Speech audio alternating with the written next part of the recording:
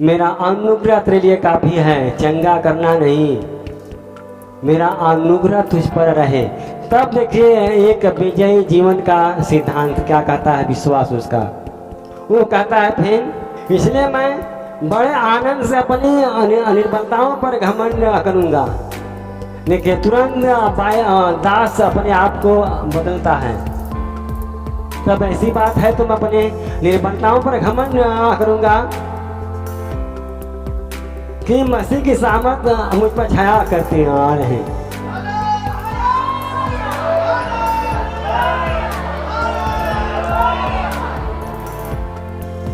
वो ये बात नहीं कहा कि प्रभु तू हमें चंगा नहीं अगर आकर तो हम छोड़ा देंगे, या हम तेरी सेवा नहीं करेंगे, या हम इस संस्था से भाग जाएंगे, या हम तेरे चेहरे से दूर हो जाएंगे। ये नहीं कहा। ये जिनका विश्वास अधूरा था वो ऐसा करते हैं, जिनका विश्वास पक्का है वो सही करते हैं। और परमेश्वर के दास को देखिए, एक दास था जिसके जीवन से इतना चमत्कार होता था, इतने चिन्ह दिखाई देते थे, लेकिन आज उनकी 3 बार की विनती ठुकरा दी आ जाती है और बात केवल अनुग्रह पर टिकती है।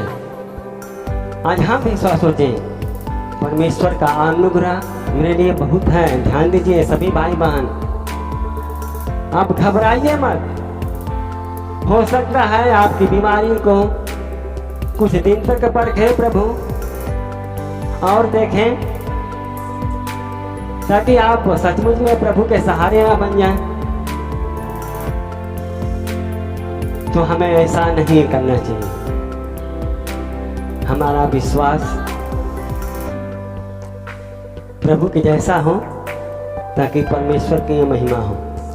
जब हम विजय पाने में अपनी योग्यता को मान लेते हैं और मसीह की महान शक्ति के सन्मुख स्वयं को अर्पित कर देते हैं, तो वह हमें विजयी बना देता है। Hallelujah, hallelujah, hallelujah. ये पौलुस के जीवन को देखिए क्या कहता है प्रभु। एक परमेश्वर का इतना बढ़िया है, उसके लिए क्या कहता है, जब हम विजय पाने में अपनी योग्यता को मान लेते हैं, हमारी योग्यता है या नहीं है। उन्होंने 3 बार प्रार्थना किया, लेकिन परमेश्वर ने इनकार किया। अनुग्रह की बात किया उन्होंने, फिर भी वो मान ना लिया। परमेश्वर के दास मान लिया तुरंत। ये नहीं कहा कि प्रभु हमको चंगा नहीं करेंगे तो हम आपको छोड़ा देंगे। वो तुरंत मान लिया उन्होंने और मसीह की महान शक्ति के सन्मुख स्वयं को अर्पित कर देते हैं। इसको कहते हैं निर्बलता। बात मान लेना और अपने आप को परमेश्वर के सामने अर्पित करके, प्रभु आप ही हैं, हम आप जिलाएं चाहे मुआएं, अब मैं कुछ नहीं करूंगा। आज हमारे बीच में जो मसीह कुछ ऐसे हैं कि कभी कभी भटक जाते हैं तो तांत्रिकों के पास चले आ जाते हैं, झाड़ फूक में लग आ जाते हैं। ये पौलुस ऐसा नहीं किया। एक हमारा विचार हो, एक हमारा सिद्धांत हो कि हमें इस विचार से चलना है और एक सिद्धांत से चलना है,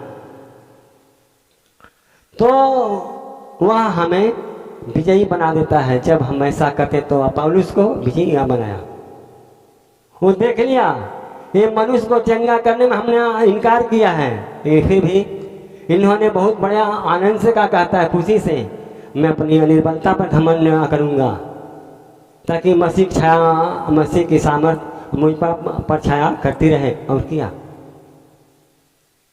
इस प्रकार से हम अपने आप को चलाएं और बनाएं।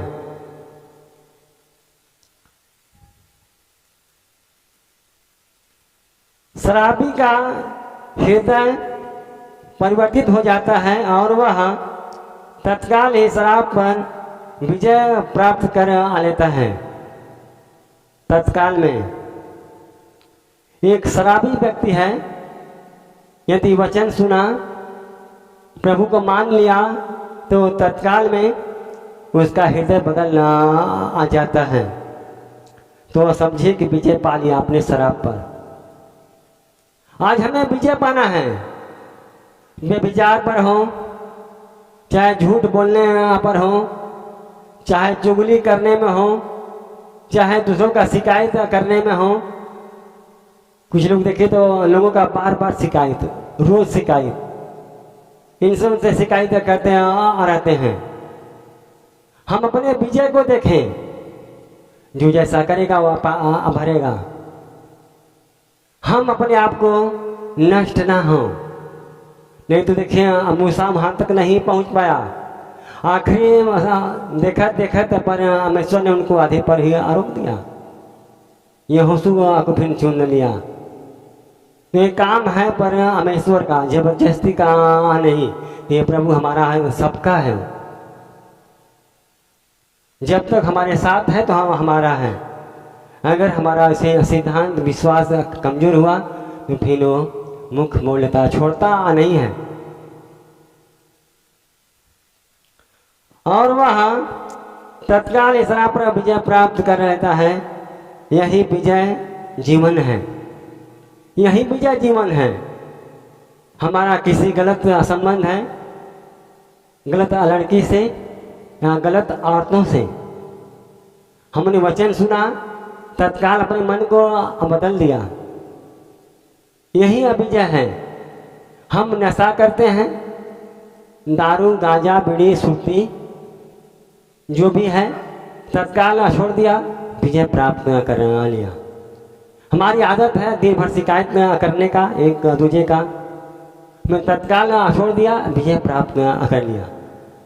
हम रोज लड़ते हैं, झगड़ते हैं परिवार में, हमने सुना परमेश्वर का वचन, अपने आप को कंट्रोल रख ले, यही विजय है। हमें विजय पाना है किस तरीके से? ये हम नहीं कहते कि आप अपने परिवार में बहुओं को बेटों को ना बोले, बाइबल नहीं कहती है बच्चों को संभालना तो है ही है। काम जब गलती होता है तो आदमी बोलता है, लेकिन ये बात समाज की है, प्रभु की बातें हैं, प्रभु की मंडली की बातें हैं, प्रभु की संगति की बातें हैं। परिवार हमें तो आपको कंट्रोल करना ही है। अपने बच्चों को अपने हिसाब से चलाएं, प्रभु के हिसाब से। बहुओं को, नाती पोता को, आदमी औरत सब लोग ऐसा करें। अगर किसी में कमी है तो आप उनको डांट सकते हैं, मार सकते हैं, लेकिन बात मंडली की होती है। हमें जो विजय पाने की बात होती है, इसलिए हम प्रभु को धन्यवाद देते हैं।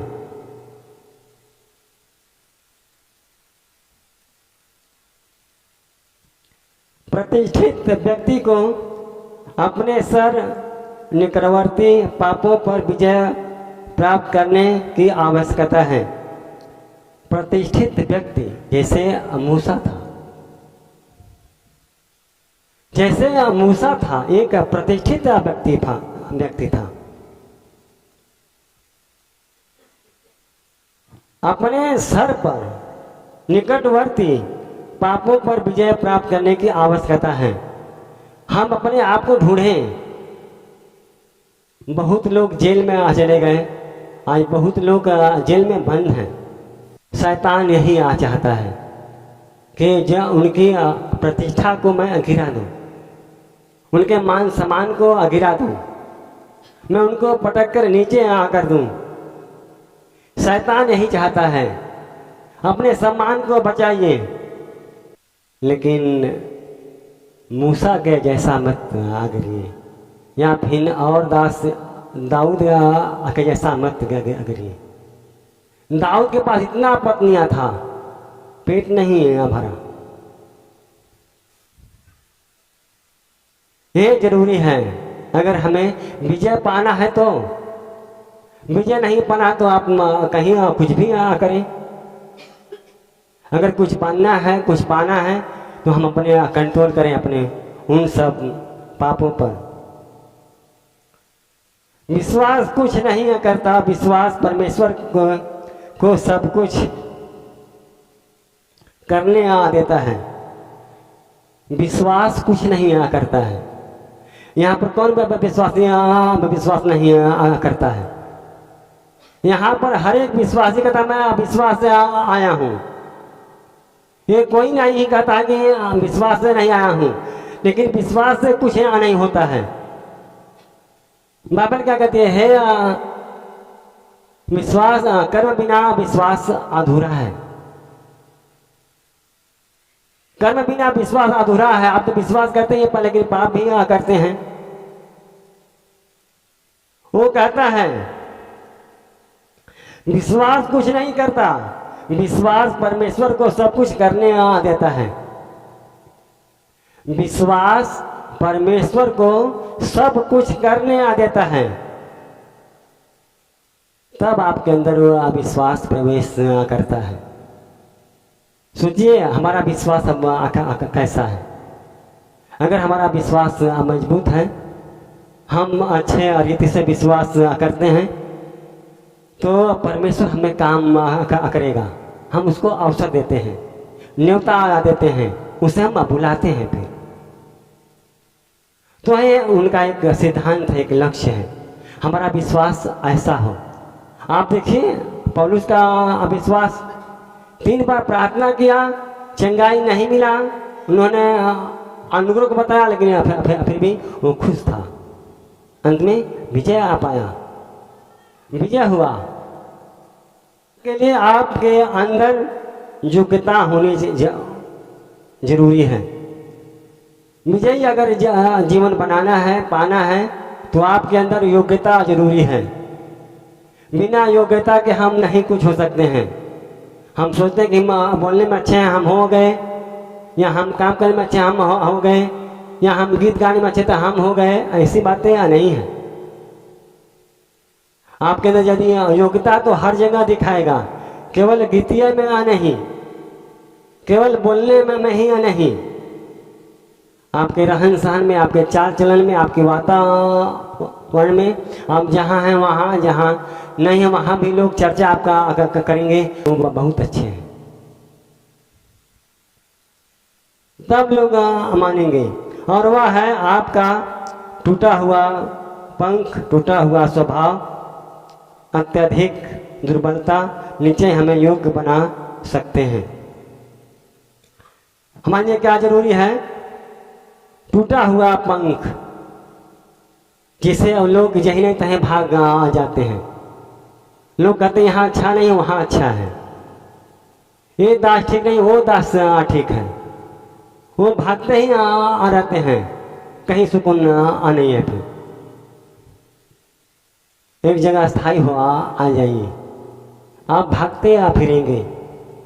लोग सोचेंगे, कहेंगे कि सम्मान नहीं मिलता है। सम्मान किसको देता है परमेश्वर? आप सम्मान लायक बनिए, आपको सम्मान देगा। टूटा हुआ स्वभाव, हमारे अंदर स्वभाव में देखें कितना बदला हुआ है। अगर हमें विजय पाना है, उसका एक सिद्धांत है, हमारा पंख टूटा हुआ हो। अगर पंख ना हो तो उड़ के कहीं और आना जाए, अस्थाई हो जाए एक जगह, वो अस्थाई हो जाएगा एक जगह, और परमेश्वर की महिमा करेगा। और अत्यधिक दुर्बलता, जिसे पौलुस ने कहा है, यानी कि परमेश्वर के सहारे होना। सबसे ज्यादा अच्छी बातें हैं हमें परमेश्वर के सहारे होना।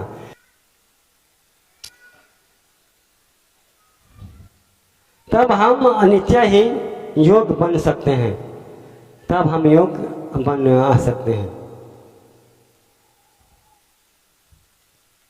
अब देखिए योग बनने की बात में देखिए, एक दास था प्रभु का, गोलियत का और दाऊद का। देखिए ध्यान में दीजिए, दाऊद ना तो दास था और ना तो प्रचार करता था उस समय, लेकिन जो गोलियत था एक बहुत बड़ा सामर्थी व्यक्ति था।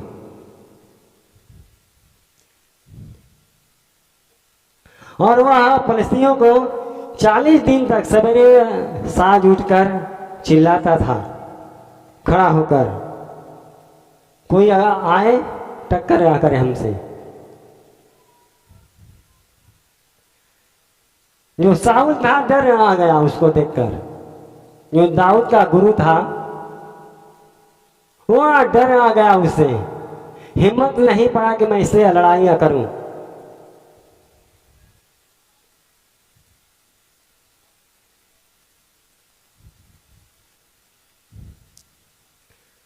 लेकिन दाऊद ने फलिस्तियों से कहा, तू तो तलवार और भाला और सांग लिए हुए मेरे पास आता है, परंतु मैं सेनाओं के यहोवा के नाम से तेरे पास आता हूं। Hallelujah, hallelujah, hallelujah. दो व्यक्तियों का सिद्धांत था, देखिए, एक जो नहीं मानता था परमेश्वर को उसका, और जो परमेश्वर को मानता था उसका। तू तो तलवार और भाला और सांगली मेरे पास आता है, तू तो अपने मेरे पास तमाम हथियार लेकर आए हो मुझसे लड़ने, लेकिन मैं तेरे पास सेनाओं के यहोवा के नाम से आता हूं, जो इस्राएली सेना का परमेश्वर है, और उसी को तूने ललकारा है। परमेश्वर को ललकारना पानी की बात आना नहीं है। आज के दिन यहोवा तुझको मेरे हाथ में कर देगा और मैं तुझको मारूंगा और तेरा सिर तेरे धड़ से अलग करूंगा, और मैं आज के दिन फलिस्ती सेना के 100 आकाश के पक्षियों और पृथ्वी के जीव जंतुओं को दे दूंगा। तब समस्त पृथ्वी के लोग जान लेंगे कि इस्राएल में एक ही परमेश्वर है। तब इस्राएल में लोग जाने कि एक परमेश्वर है। उन्होंने ललकार कर कहता है, दाऊद उसमें बच्चा था, लेकिन उन्होंने परमेश्वर के सामने अपने आप को प्रकट करता है। विश्वास था, उसका विश्वास था। लोग डर गए थे कि हम जब ये साउल कुछ नहीं कहते क्या करेगा, लेकिन नहीं, ऐसी बात नहीं है, ऐसी बात नहीं है। आप डरे ना। फोन नहीं उठा, आपके साथ प्रभु है। आप प्रार्थना करिए, बैठ जाइए प्रार्थना में। अगर दाऊद भी यही ना सोचता, वो तो बहुत बड़े हैं, हमसे मोटे तगड़े हैं, पूरा कवच पहने थे, गोलियत पूरा कवच पर, केवल आंख ही खाई था देखने अकेले। उनके हाथ में भाल था, तलवार था। दाऊद के पास में कुछ नहीं था। साउल का सब पहनाया गया पोशाक, लेकिन दाऊद को नहीं भाया, उतरवा दिया।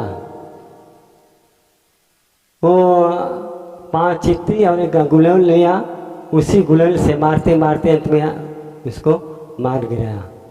तो आज हमें शैतान को मार गिराना है, इसलिए प्रभु को धन्यवाद देते हैं और परमेश्वर की महिमा हो। तो ये रहा विजयी जीवन का सिद्धांत विश्वास द्वारा। विजयी जीवन का सिद्धांत विश्वास द्वारा। तो ऐसा हमें बनना चाहिए ताकि हम लोगों के जीवन से परमेश्वर की महिमा हो। चलिए वचन बंद करते हैं।